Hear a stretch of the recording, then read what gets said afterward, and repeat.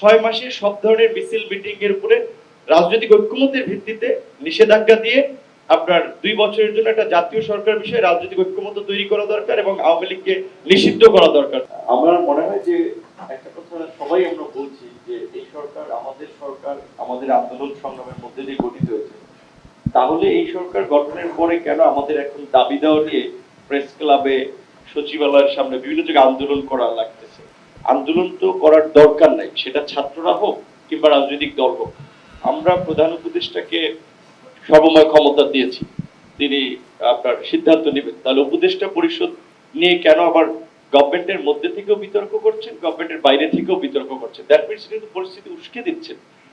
তো সেই ক্ষেত্রে আমার ব্যক্তিগত এবং আমাদের দলের অভিমত, যেটা আমরা আলোচনা করে মনে করেছি, এই মুহূর্তে দেশের ক্রাইসিস সমাধান করার জন্য একটা জাতীয় ঐক্যের সরকার দরকার। বর্তমান যে সরকার